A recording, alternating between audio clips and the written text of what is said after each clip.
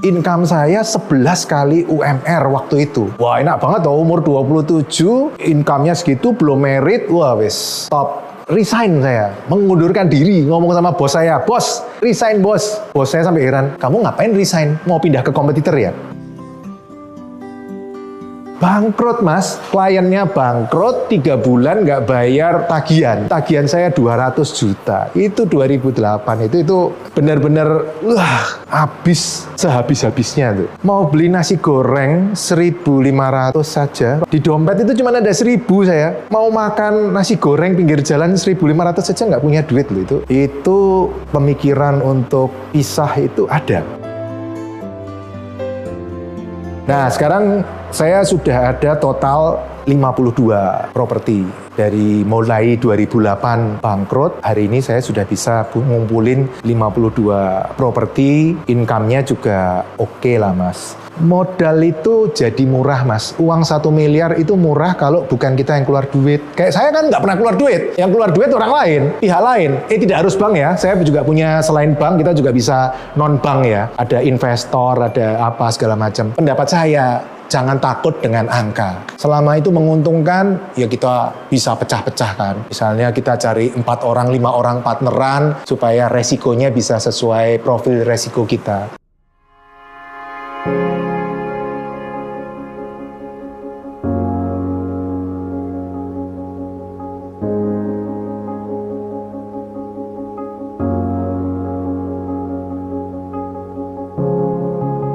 Nama saya Pipo, saya tinggalnya di Jakarta ya. Jadi walaupun suaranya bledak-bleduk kayak gini, aslinya Jogja, tapi sekarang saya tinggal di Jakarta. Kalau hari ini aktivitas bisnisnya saya lebih banyak bisa dibilang jadi investor properti. Saya ada puluhan properti, yang di atasnya ada bisnisnya. Nah, bisnisnya biasanya saya kerja sama-sama orang. Ada yang sama minimarket, ada yang sama warteg, ada yang sama kos. Intinya saya siapin propertinya, mereka yang bisnis. Karena setelah umur 50 gini saya baru sadar ternyata memang keahlian saya bukan di bisnis. Saya makanya angkat topi tuh ke teman-teman yang bisnis bisa telaten-telaten seperti itu. Saya orangnya nggak telaten, tapi tahu konsepnya gini-gini. Nah, fokus di properti. Saya tuh kan lulus kuliah tahun 97. Dari kuliah di Jogja, background saya juga teknik sipil dan psikologi. Pertama kali lulus kuliah, 97 Indonesia Krismon. Kerja di Jakarta. Kebetulan saya kerja di perusahaan besar. Di situ saya bisa belajar banyak. Tahun 2001 ya. Income saya 11 kali UMR waktu itu. Wah, enak banget toh, umur 27, income-nya segitu, belum merit, wah wes top. Nah, masalah mulai muncul. Saya baca buku Rich Dad Poor Dad. Saya mikir, oh saya harus jadi orang kaya nih. Kalau kaya, nggak bisa jadi karyawan, nggak bisa. Waktu itu saya mikirnya gitu. Kalau hari ini saya akan ngomong beda ya. Siapa bilang karyawan nggak bisa kaya? Karyawan yang kaya lebih kaya dari pengusaha juga banyak. Tapi waktu itu saya mikirnya kalau nggak buka toko nggak bisa kaya. Sehingga walaupun 11 kali UMR, hari ini UMR kan 5 juta ya. Sekarang kalau kali 5 juta aja udah 55 juta loh. Resign saya, mengundurkan diri, ngomong sama bos saya, bos, resign bos. Bos saya sampai heran, kamu ngapain resign? Mau pindah ke kompetitor ya? Enggak. Terus mau kuliah? Enggak. Mau ngapain? Mau bisnis sendiri. Bisnis apa? Saya tanya, saya bilang, nggak ngerti bos. Pokoknya saya resign, mulai tanggal 1 Januari saya resign, saya mau bisnis sendiri. Kalau sekarang saya mikir juga, ih konyol juga ya saya. Makanya saya nggak pernah nyuruh orang-orang bisnis itu karena menurut saya, ya itu pilihan hidup lah. Tidak harus dipaksakan bisnis. Waktu itu hidup di Jakarta, di perusahaan internasional, perusahaan Amerika. Waktu itu menurut saya memang boros ya. Makan, maunya ya makan yang enak. Telepon juga pulsanya boros. Kalau menurut saya sih sayang ya. Tapi memang benar orang itu semakin besar income-nya, biasanya cenderung semakin boros. Banyak orang tambah gede income-nya, belum tentu tambah kaya, karena bisa jadi tambah boros. Jadi berapapun yang didapat, habis. Berapapun yang didapat, habis. Saya tuh mulai bisnis 16 Januari 2003. Tabungan ada, karena sudah punya income lumayan. Nah, saya yang kepikir pertama itu, ada teman saya, ahli pertanian, S3 pertanian dari Jepang. Dia ngomong, oh mending bikin ini aja, pengering padi. Karena di Indonesia itu kalau padi dijemur di jalan, nanti kalau kena mobil malah hancur, bikin pengering padi. Saya orang komputer, iya aja, kita coba bikin alatnya, pengering padi. Alatnya jadi aja nggak jadi. Wah itu parah itu saya bilang. Terus akhirnya bikin yang lain-lain, akhirnya nggak jadi, stop. Saya coba bikin yang lebih gampang. Pengering baju, nggak jadi juga, nggak kering juga. Terakhir bikin pengering popok bayi. Jadi. Dan tapi masalah muncul lagi, nggak laku. Jualan nggak, siapa yang mau butuh pengering popok bayi? Nggak ada. Makanya kalau saya ngomong ke orang-orang sekarang, bisnis itu jangan mikir punya produk, terus mau jualan. Itu nggak gampang. Yang lebih gampang itu punya market, tinggal cari produk.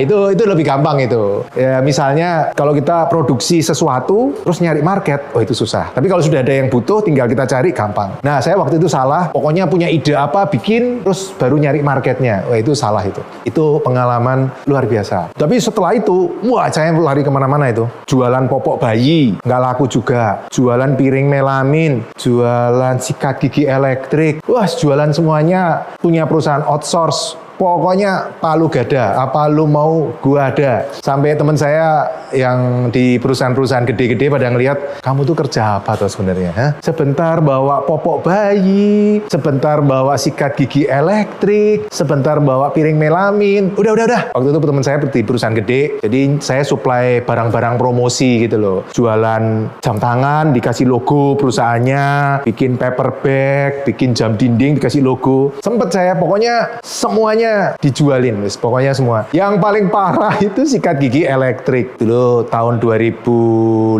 gitu, terkenal Pepsodent, gini ya. Saya ikut-ikutan jualan sikat gigi elektrik, bukan merek Pepsodent, merek lainnya lah, merek kelas 2, kelas 3-nya. Impor. Pertama sebelum impor, saya itu jualan 10 piece. Laku ya, karena iklannya lagi gencar. Jualan 100, laku karena iklannya lagi gencar. Begitu saya datengin satu kontainer 20.000 piece, iklannya berhenti. Waduh, jualan setengah mati itu, jualan satu.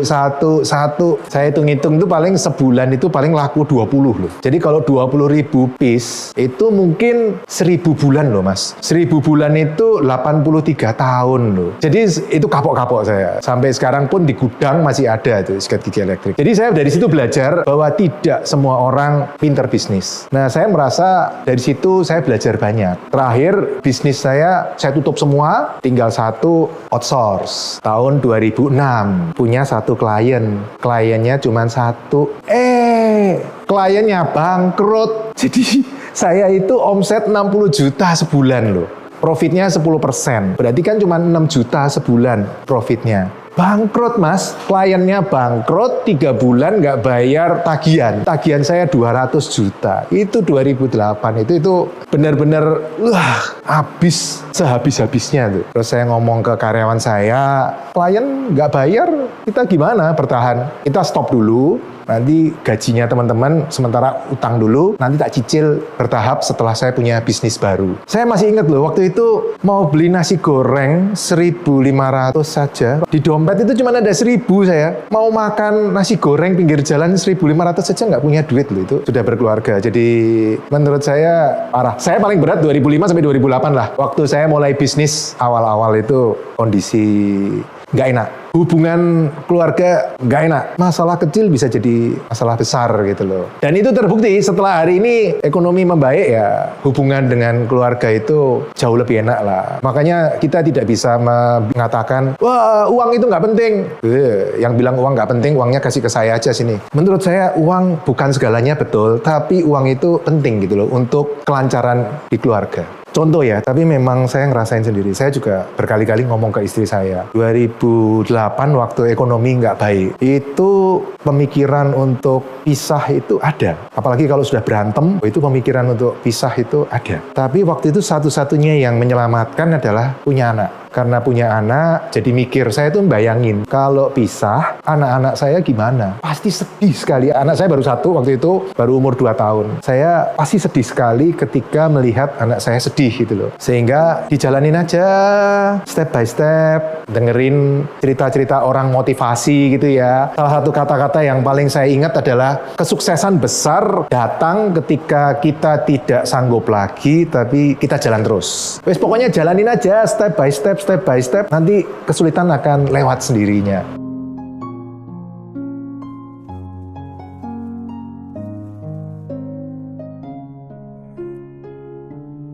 Hidup itu sudah ada yang ngatur ya, kalau menurut saya sih. 2008 titik terendah, bisnis bangkrut, ketemu ilmu baru saya. Waktu 97 sampai 2001 saya kerja di perusahaan kredit, saya itu ngelihat ada orang-orang yang bisnisnya sewain mobil, bayar angsuran pakai sewa mobil. Saya ngelihat itu satu. Nah terus di buku Rich Dad Poor Dad yang saya baca, yang dikarang Robert Kiyosaki, dia juga cerita, cari properti yang income-nya lebih besar dari angsuran, disewain, sewanya buat bayar angsuran. Nah 2005 sebenarnya saya sudah mulai pengen punya properti. Saya praktekkan lagi cara Robert Kiyosaki, kan baca buku lagi. Wah, caranya kaya gimana? Nah, di situ saya baca lagi, ini buku kok bikin saya bukannya tambah kaya, malah tambah miskin, gak karu-karuan. Nah, saya baca lagi buku Robert Kiyosaki itu, Rich Dad Poor Dad. Di situ saya nemu ada cerita dia beli properti, disewakan, sewanya lebih besar dari angsuran. Wah, coba nih, saya tak coba. Cari properti yang disewakan, sewanya lebih besar dari angsuran.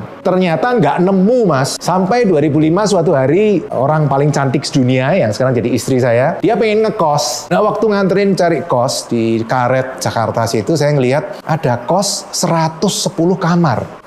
Saya mikir, dan income-nya gede juga ini ya. Jangan-jangan yang dimaksud Robert Kiyosaki di Indonesia itu rumah kos. Cari kos yang income-nya lebih besar dari angsuran. Wah, saya mulai ngobok-ngobok tuh. Saya bikin buku info kos. Tiap hari motongin iklan koran, dipotong. Iklan koran yang kos-kosan, jual kos, tempel, terus diteleponin satu-satu. Cari kos yang income-nya lebih besar dari angsuran. Dan ternyata nemu. 3 bulan kemudian saya nemu di Karawaci ada kontrakan, bukan kos, tapi kontrakan. Income-nya lebih besar dari angsuran. Bisa ini berarti. Harganya 550 juta, 20 pintu, angsuran kira-kira 7 juta, tapi sewanya, kontrakannya itu dapat income 11 juta. Kalau gini enak no, berarti yang nyicil nanti kan anak-anak yang ngontrak itu, orang-orang yang ngontrak nyicil sampai lunas. Wah ini bisa ini, caranya Robert Kiyosaki bisa. Coba ngomong sama penjualnya, Pak penjual saya minat. Oh ya sudah, Bapak mau cash apa kredit? Oh ya kredit toh Pak, ini saya ini kan rakyat jelantah kaum umbi-umbian kayak saya ya, nggak punya 550 juta. Itu bisnis saya udah hancur itu, 2005 itu udah mulai hancur-hancuran. Nah, terus dikasih waktu sebulan saya tanya bank, banknya bilang syaratnya ini mas, syaratnya ini, DP-nya 20%. Harga propertinya berapa? Propertinya 550 juta Pak. Ya sudah, DP-nya 20% kali 550 juta. Waduh, uang 1.000 rupiah aja nggak punya. Ini suruh 110 juta. Uang dari mana? Berhenti lagi 2005. Saya terus cari-cari ilmu caranya DP 0 gimana itu. 2008 waktu bangkrut, nah justru punya banyak waktu ikut seminar. Sampai suatu hari ikut seminar. Seminarnya itu bukan tentang DP 0, tapi tentang hal yang lain. Tapi ada satu peserta naik cerita pengalaman dia invest properti. Saya beli kos-kosan di Depok 2,5 miliar, DP-nya 0. Langsung saya dengerin. Nah ini yang saya cari nih. Saya dengerin. Oh ternyata cuman gitu. Gampang. Saya kan punya background 97 sampai 2001. Saya pernah kerja di perusahaan kredit. Jadi saya ngerti lah. Kalau dia cerita, saya langsung ngerti skemanya gini, ngerti saya. 2008 waktu bangkrut punya banyak waktu untuk cari properti. Cari properti pokoknya sekarang kan ilmunya udah lengkap. Cari yang income-nya lebih besar dari angsuran dan bisa DP-nya 0. Mutar-muter nyari kos, kontrakan. Pokoknya kalau ada kos yang income lebih besar dari angsuran, saya datengin. Saya cek bener nggak income-nya lebih besar dari angsuran dan bisa dibeli nggak. Sampai pernah juga ada kos-kosan, saya masih ingat tuh di Pasar Baru. Kosnya gelap gitu mas. Saya ngeliat aja, merinding semua sini. Saya masuk, saya ngeliat ada orang turun dari tangga. Saya naik tangga, orangnya turun tangga, bawa gayung gitu. Terus setelah selesai, saya tanya istri saya, kamu lihat nggak tadi ada cewek turun dari atas bawa gayung gini? Enggak. Wah, tambah merinding lagi. Enggak lah, itu saya nggak mau beli kos itu, saya nggak mau. Tapi dari situ, saya kenalan sama satu agent. Agentnya itu ngenalin, Pak, saya ada satu properti bagus, Pak. Di Tangerang, murah, bagus. Agentnya namanya Pak Budi. Nah, terus saya datengin properti yang ditawarin. Nah, propertinya ini yang kita sekarang lagi ada di sini. Ini ditawarin ke saya 900 juta, 3 ruko, 3 lantai. Nah, saya hitung-hitung, 3 ruko, 3 lantai, kalau disewakan cuman 50 juta atau 4 juta sebulan. Nggak cukup untuk bayar angsuran 900 juta properti, nggak cukup. Nah, tapi waktu muter-muter daerah sini, saya baru tahu ternyata daerah sini banyak pabrik-pabrik. Tangerang, banyak pabrik-pabrik besar, dan sini banyak kos. Coba saya hitung, ternyata ini bisa 28 kamar kos. Kos 700 ribuan. Wah, menarik ini. Income-nya 18 juta, angsurannya bisa 15. Nah, saya bilang penjualnya, Pak, saya mau beli properti ini. Penjualnya udah sepuh lah ya, suami istri. Terus dia bilang, ya sudah Pak Pipo mau belinya cash apa kredit? Ya kredit toh Pak. Waktu sebelum bangkrut saya itu income-nya kan 6 juta ya. Nah kalau mau beli ini cash kan berarti 900 juta dibagi 6 juta, 150 bulan. Kemudian saya ke bank. Nah, waktu ke bank, saya langsung maju 6 bank. Tapi ya, dari 6 bank berapa yang diterima? 0. Kan waktu itu saya bangkrut. Yang dijaminkan sebenarnya kita bisa menjaminkan properti yang mau dibeli. Nah, namanya KPR itu kan kita bisa menjaminkan properti yang mau kita beli. Sebenarnya no issue. Yang jadi issue adalah kapasitas saya. Kalau orang bank kan dibilang 5C. Karakter, saya nggak ada masalah. BI checking saya bersih. Kolateral, bisa lah. Kita menjaminkan properti ini. Kapasitas, nah ini saya masalah di sini. Nah, kalau capital sama condition, kita bisa beresin. Nah, beli properti ini, 6 bank pertama nolak. Mana mau bang, dimarahin saya sama yang jual. Gimana sih Pak Pipo, katanya sebulan, ini sudah sebulan nggak cair-cair. Iya Pak, saya minta maaf ini, 6 bank ditolak semua. Nah terus gimana nih, batal ya? Jangan batal Pak, saya minta waktu Pak. Ya udah, kasih waktu sebulan lagi ya, kalau nggak batal ya. Iya Pak, sebulan itu tak kebut itu. Saya ngajuin ke 14 bank. Pokoknya ada bank langsung ngajuin kredit 14 bank. Dari 14 ada 3 yang oke. Salah satunya mau membiayai pembelian ini plus renovasinya. Jadi saya beli 900, dibiayain 1,2 M. 900 untuk bayar properti ini, 250 untuk renov, 50 untuk angsuran awal-awal dan biaya-biayanya lah. Saya cadangin gitu. Angsurannya 15 juta, properti ini bisa jadi 28 kamar, masing-masing 700 ribuan, 18 juta lah. 3 bulan penuh bisa bayar angsuran.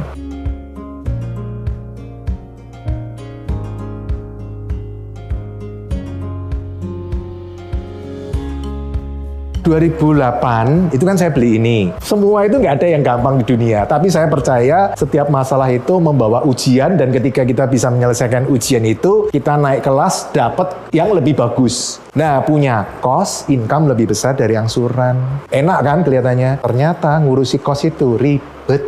Ada yang, maaf nih ya, bayarnya telat, ada yang bayarnya ruwet, ada yang berantem, ada yang bajunya ketuker sama sebelahnya berantem, ada yang pulang jam 12 malam, penjaganya udah tidur, telepon saya jam 12 malam. Wah, kapok saya punya kos. Saya nggak ngomong kos jelek, kos bagus.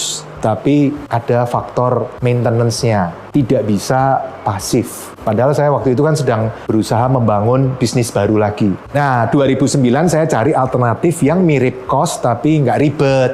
Dapet tuh properti pertama saya, minimarket di Jawa Timur. Padahal saya sebelumnya nggak pernah ke kota itu di Jawa Timur. Tapi ditawarin minimarket, nggak ribet, sudah jalan, saya tinggal take over. Nah, beli minimarket pertama. Saya udah nggak mau kos tuh. Enak, ternyata punya minimarket, gampang, profitnya oke lah. Income lebih besar dari angsuran.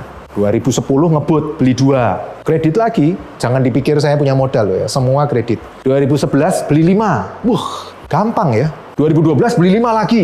Gampang ya. 2013 saya mikir, kok gampang banget ya. Jangan-jangan salah jalan ya. Kalau salah jalan udah miliaran kan repot ya. Bisa problem. 2013 saya cuma beli 1, 2014 cuma beli 1, 2015 saya pelajarin, nggak ada apa-apa, semua baik-baik aja. Properti bisa nyicil angsurannya sendiri, mulai ngebut lagi. 2015, 2016, terus sampai hari ini. 2017 saya nambah kos, tadinya cuma minimarket, 2017 nambah kos lagi setelah saya ketemu ternyata kos itu ada operator. Nah, enak, titipin operator, biar operator yang pusing. Saya nggak pusing ya kan, saya fokus saja ke cari propertinya, cari kreditnya. Terus 2019 toko ban motor, ada lagi yang franchise. Saya ikut juga, saya juga punya satu. 2021 ada lagi warteg. Saya juga punya warteg franchise. Tapi teman-teman kalau mau buka warteg hati-hati ya. Ngobrol-ngobrol dulu ya. Tidak semua hal saya bisa ngomong secara online seperti ini ya. Ada yang mesti kita ngobrol di warung kopi loh ya. Teman-teman juga hati-hatilah dalam berinvestasi. Nah, sekarang saya sudah ada total 52 properti. Dari mulai 2008 bangkrut, hari ini saya sudah bisa ngumpulin 52 properti, income-nya juga oke lah mas. Ya saya sekarang cuma bersyukur aja, udah minta apa lagi? Menurut saya sih sekarang sudah terbaik yang bisa saya dapat. Jadi saya nggak minta apa-apa lagi, ya minta semua mudah-mudahan diberkatin, jadi hal yang baik buat semua orang. Sudah cuma gitu tok. Sejak bisnis berantakan 2008 itu, saya tuh sudah sadar, tidak semua orang pinter bisnis, terutama saya lah ya. Mungkin orang lain semua pinter bisnis ya, terserah lah ya. Saya melihat diri saya sendirilah. Karena itu sekarang ini eranya sudah bukan era kompetisi. Saya selalu berpendapat gitu. Sekarang kolaborasi. Nggak pinter bisnis, ya gandengan sama orang yang pinter bisnis. Makanya saya gandengan sama franchisor minimarket tuh. Mereka sudah jago 30 tahun di bisnis minimarket. Daripada saya bikin minimarket baru, compete sama mereka, gandengan aja. Bagi hasil nggak masalah ya toh. Sekarang saya explore bisnis-bisnis apa yang bisa bagi hasil dan income-nya lebih besar dari angsuran. Udah, jalan aja.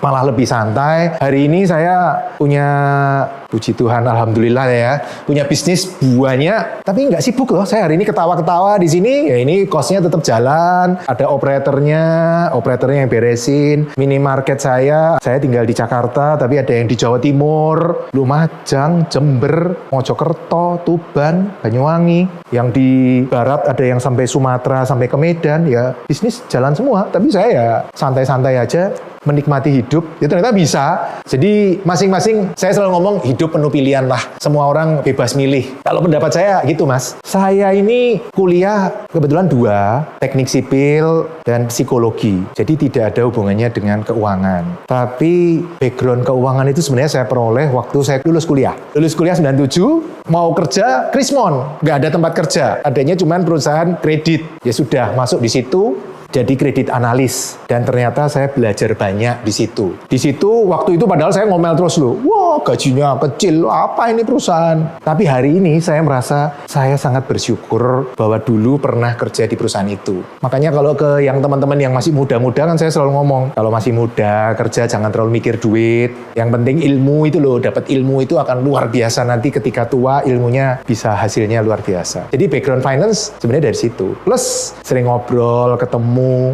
orang bank, ngobrol-ngobrol, nanti jadi dapat tambahan ilmu. Kalau saya memang mindsetnya dari kecil saya tuh sebenarnya pebisnis. Orang tua saya dulu di Jogja selalu ngomong, jadi pebisnis ya, jangan jadi karyawan ya, jadi pebisnis ya, selalu gitu. Bahkan waktu saya masih ingat, waktu saya keterima di karyawan, tahun 97 lulus kuliah, terus saya keterima karyawan. Sebelum saya berangkat Jakarta dari Jogja, papa saya pesen, jangan lama-lama jadi karyawan ya, 3 tahun maksimal ya, 3 tahun maksimal jadi pebisnis ya, buka toko ya. 97, ya makanya di otak saya pengennya pebisnis. 2003, 16 Januari baru saya mulai bisnis sendiri. Tapi kalau ditanya orang, hari ini saya akan ngomong bahwa tidak semua orang harus jadi pebisnis. Kayak saya ini, saya tidak menyebut diri saya pebisnis. Saya menyebut diri saya investor. Saya kalau suruh buka toko, ampun-ampun saya. Saya merasa bahwa kepribadian saya tidak cocok. Oh bisa, suruh buka toko bisa, tapi pasti hasilnya tidak bisa maksimal dibanding teman-teman yang memang mungkin punya kepribadian yang sangat cocok untuk jadi pebisnis. Orang tua saya pebisnis, tapi waktu itu saya punya gengsi sendiri. Saya bilang,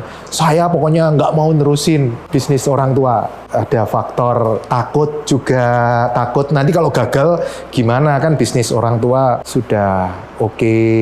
Jadi teman-teman saya tuh kalau pada ngelihat saya pada, ih kamu itu keterlaluan loh. Bisnisnya orang tua nggak diterusin, malah kamu ke Jakarta jadi setengahnya kayak nggak jelas gitu bisnisnya, makan pinggir jalan. Wis pokoknya kan waktu 2008 itu kan parah banget saya tuh. Orang-orang pada ngomong udah balik Jogja aja, terusin orang tua. Saya bilang enggak, saya tetap fight di Jakarta.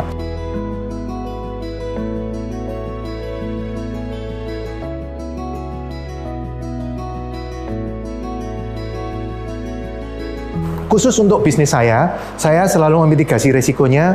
Satu, saya cari propertinya yang murah. Jadi kalau ada apa-apa, propertinya dijual, saya masih untung. Satu itu. Kedua, untuk bisnisnya saya cari pebisnis yang sudah pengalaman. Minimal 5 tahun. Kalau yang baru buka, nanti dulu ya.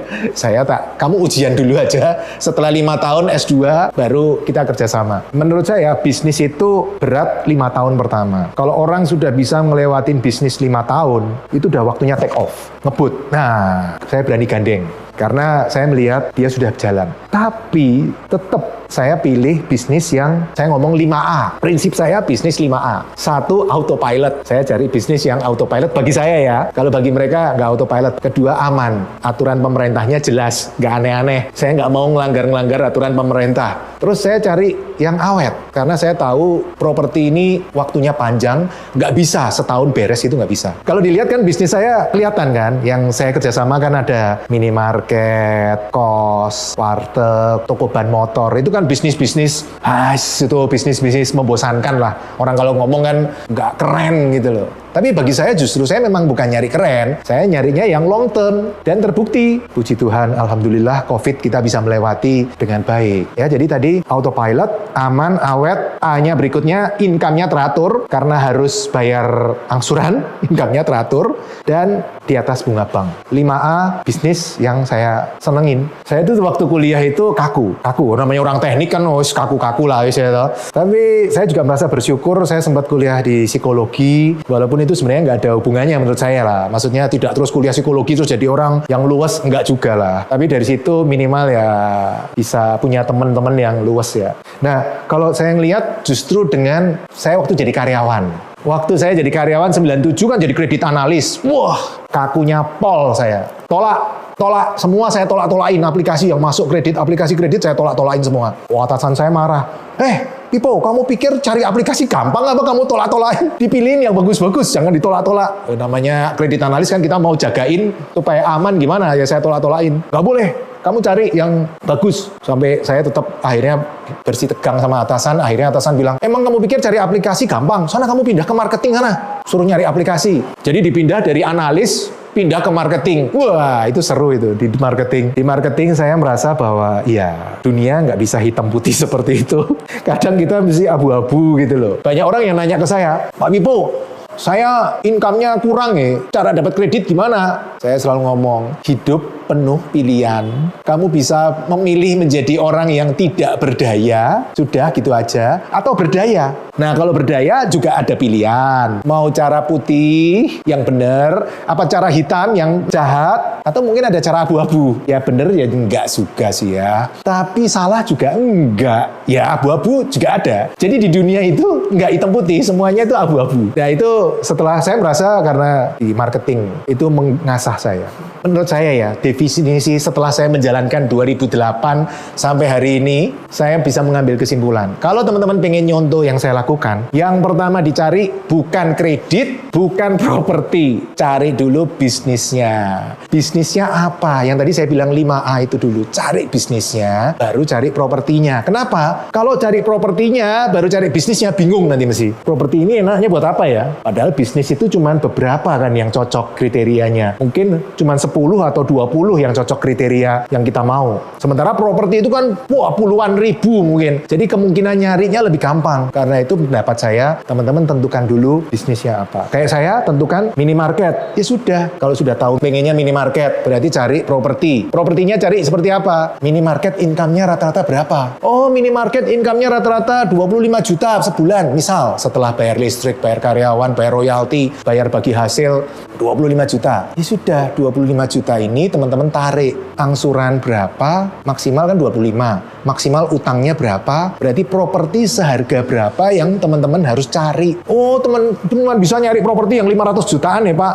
Ya sudah, cari properti yang 500 juta tapi cocok buat minimarket. Nah, itu cara itu lebih gampang. Daripada teman-teman nyari properti, oh kata tetangga saya ini propertinya murah Pak. Terus dibeli, terus bingung. Enaknya bisnis apa ya? Wah, itu ruwet itu. Itu kalau ditanyain ke saya juga nyerah saya.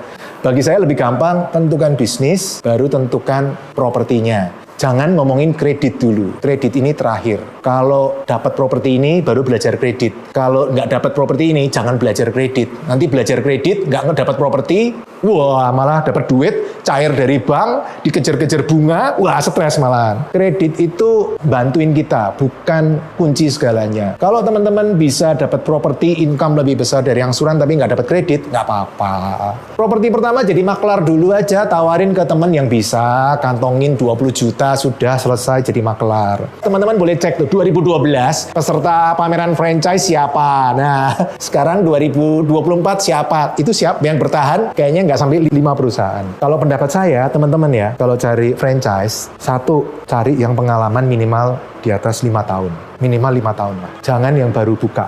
Wah, tapi kan yang baru buka lagi ngetren, Pak. Nah, ya itu masalahnya. Saya nggak cari yang tren. Kalau saya kan cari yang long term. Sop buntut lebih enak daripada yang pendek-pendek seperti itu. Jadi saya cari yang minimal 5 tahun, sudah punya banyak cabang. Ya, minimal 10 cabang lah. Supaya dia sudah terbiasa ngelola cabang. Terus juga bisnisnya tidak ikut tren. Cari yang long term. Kalau saya pilihannya yang seperti ini. Selain memang kita mesti cek ke yang sudah ngambil franchise, tanyain orang ini gimana, bisa enak nggak buat kerjasama. Cari yang sudah berhasil, cari yang sudah pernah gagal, sehingga lengkap ceritanya. Kalau cerita yang sukses semua, wah kita nggak ngerti yang gagal. Tapi kalau cerita yang gagal semua, berhenti, nggak maju-maju kita. Jadi mesti dua-duanya kita pelajari. Modal itu jadi murah, Mas. Uang 1 miliar itu murah kalau bukan kita yang keluar duit. Kayak saya kan nggak pernah keluar duit. Yang keluar duit orang lain, pihak lain. Tidak harus bank ya. Saya juga punya, selain bank, kita juga bisa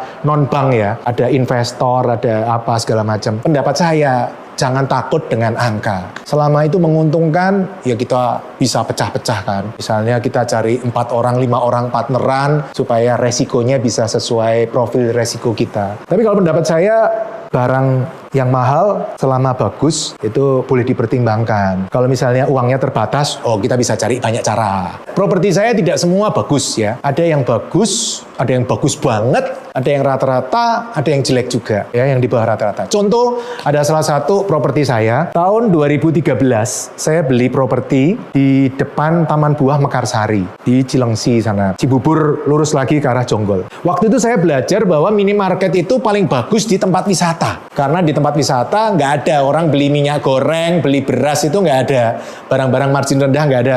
Orang kalau mau pergi wisata belinya es krim, buah, roti, minuman dingin yang margin tinggi. Saya petain tuh. Jakarta mana tempat wisata yang belum ada minimarketnya? 2013. Dapat. Taman Buah Mekarsari belum ada minimarketnya. Wow, saya cari di depan pintu masuk Taman Buah Mekarsari. Taman Buah Mekarsari di sini, saya di depan pintu masuknya. Saya beli tanah 1,3 M, 380 meter persegi. Minimarket, survei minimarket juga bilang, bagus Pak lokasi ini. Oke, dibeli, dibangun. Seminggu sebelum buka, Taman Buah Mekarsari pintunya pindah, Mas. Pindah ke arah Jakarta. Jadi orang sudah belok dari arah Jakarta masuk Taman Buah Mekarsari, saya baru ada toko di sini. Jadi nggak ada orang yang lewatin saya. Ya tokonya sepi. Sampai hari ini tokonya masih sepi. Makanya ini saya ceritain alamatnya. Satu-satunya toko saya yang saya ceritain alamatnya cuman toko ini. Ya toh pasti nggak ada yang berani jejerin. Tenang aja ya toh. Siapa yang berani jejerin? Wong sudah tokonya hancur, masa mau dijejerin? Nanti nangis bareng. Nah, tapi Mas, ada sisi positifnya juga. Kalau ditanya, itu rugi kok nggak ditutup-tutup. Karena propertinya naik terus. Jadi propertinya dulu 1,3 M, sekarang propertinya ya 2,5 M sampai 3 M. Jadi nggak untung di bisnis, tapi untung di propertinya. Jadi propertinya terus, kan daerah itu tambah lama tambah rame itu, daerah Cilengsi sana ke arah Jonggol. Jadi tetap ada resiko, nggak ada di dunia ini tanpa resiko. Bisnis, investasi pasti ada resikonya, tinggal bagaimana kita memitigasi resiko tadi dan siap secara mental dan keuangan kalau ada resikonya. Kalau investasi properti mungkin kan luas ya. Nah, yang paling saya kuasai kan masalah minimarket. Karena dari properti-properti saya kebanyakan untuk minimarket. Kalau teman-teman pengen cari mulai minimarket, kan jadi langkah pertama tentukan bisnis. Kalau teman-teman belum tentukan bisnis, ya paling gampang tentukan minimarket aja dah. Paling gampang ikut saya ya toh. Nah, kalau teman-teman mau mulai minimarket, itu supaya resikonya rendah, itu syaratnya cari daerah yang satu, harga propertinya murah. Dengan harga properti murah, angsurannya bisa rendah, resikonya juga rendah. Satu itu. Kedua, cari daerah yang UMR-nya murah. Ini kasusnya minimarket ya. Karena minimarket itu karyawan harus UMR. Tidak bisa kurang dari UMR. Nggak bisa. Kalau bisnis lain, warteg, kos, bisa di bawah UMR. Minimarket tidak bisa. Minimal harus UMR. Nah, cari daerah yang UMR-nya murah. Ada Jakarta 5 juta. Daerah-daerah lain masih ada yang 2,5. Selisih 2,5 juta mas. Karyawan 5 itu selisih 12,5 juta sebulan loh. Setahun 150 juta loh. 10 tahun 1,5 miliar loh itu selisihnya. Jadi jauh bumi langit. Terus ketiga, cari daerah yang cover areanya luas. Jangan tempel-tempelan minimarket, jangan. Cari daerah yang masih luas-luas covernya, jarak kompetitor masih jauh. Makanya kalau ada yang nawarin saya, wah properti ini bagus pak. Terus saya lihat, loh bagusnya kenapa? Itu sebelahnya ada kompetitor minimarket. Wah justru itu jelek. Cari daerah yang tidak ada minimarketnya. Keempat, cari daerah yang perizinan minimarketnya terbatas. Karena ada daerah-daerah tertentu itu perizinannya terbatas. Saya nggak ngomong bahwa Jakarta atau daerah UMR tinggi jelek, enggak. Minimarket saya ada juga yang di Jabodetabek dan bagus. Tapi menurut saya untuk teman-teman supaya mulainya gampang, itu lebih enak mulai di daerah-daerah yang seperti itu supaya resikonya rendah, teman-teman hasilnya bagus. Nanti kan teman-teman jadi semangat. Ya mungkin setelah punya 3 atau 5 properti, masuk ke daerah yang UMR tinggi, tanahnya mahal, tempel-tempelan ya nggak apa-apa. Tapi untuk toko yang pertama sebaiknya milih yang memenuhi 4 syarat tadi.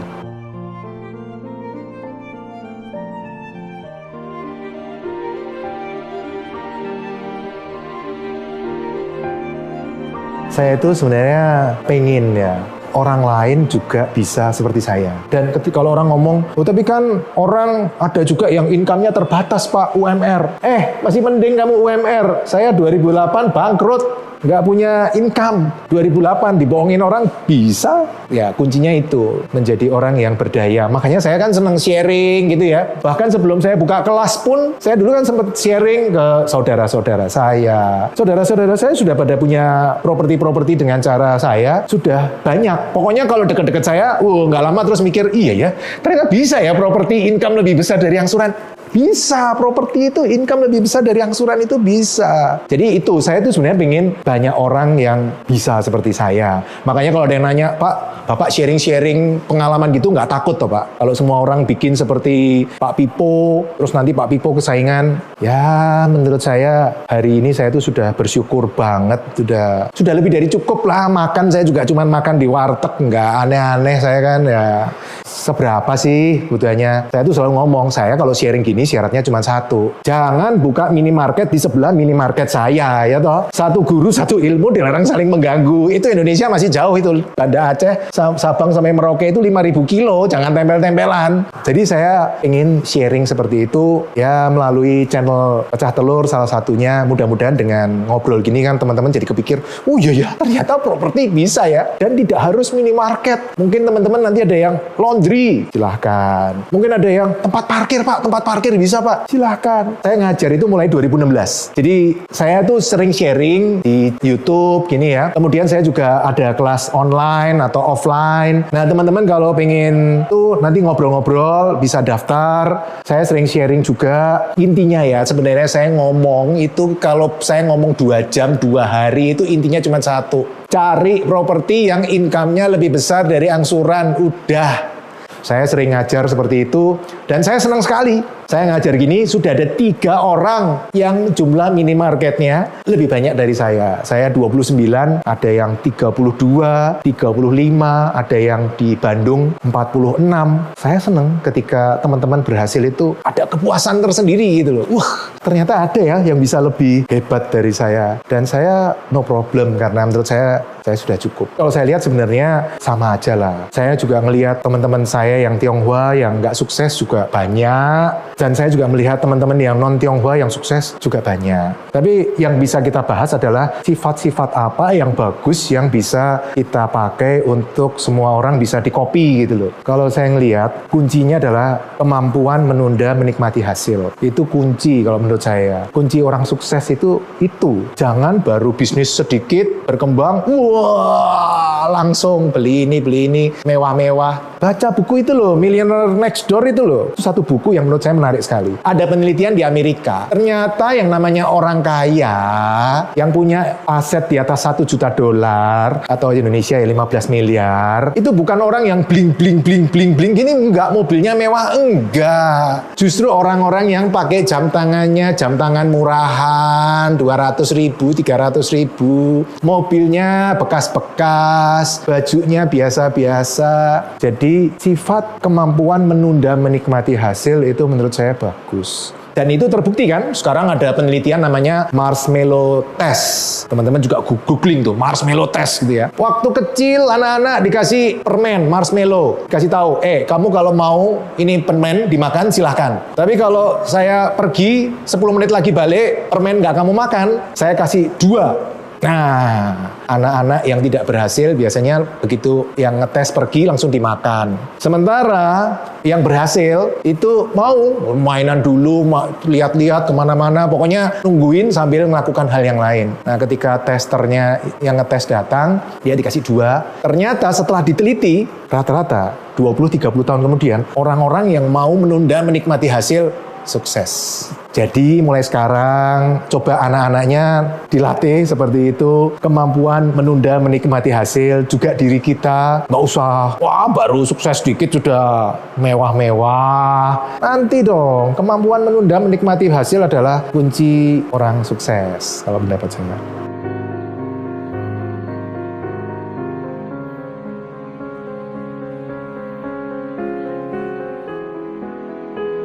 Nah, teman-teman, tadi itu saya sebenarnya selama sekian menit, berapa puluh menit ini, sebenarnya intinya cuma satu, teman-teman. Bangun passive income. Yang saya lakukan itu sebenarnya kan bangun passive income. Dengan cara seperti ini, saya nggak ribet, tapi passive income bisa jalan terus. Passive income adalah income yang kita dapat tanpa bekerja. Contohnya, kita punya warteg, franchise, bagi hasil, mereka kelola, kita dapat passive income. Kita punya kos, dikelola operator, kita juga punya passive income. Minimarket juga ada tersistem, kita bisa dapat passive income. Ketika punya passive income banyak, itu enak. Karena sebenarnya yang di dunia ini yang paling penting apa? Bukan properti, bukan uang, bukan emas, ya toh. Yang paling penting adalah orang-orang yang kita cintai. Nah, kalau kita tiap hari kerja, nggak punya waktu untuk orang-orang yang kita cintai, buat apa? Pagi jam 5 udah pergi, anak masih tidur, udah pergi. Nanti pulang jam 10, anak udah tidur. Sabtu, Minggu, lembur. Anak-anak ketemu kita manggil om, tante, gitu kan repot nanti anak-anak. Karena itu teman-teman, oke lah, sekarang kita kerja keras nggak apa-apa,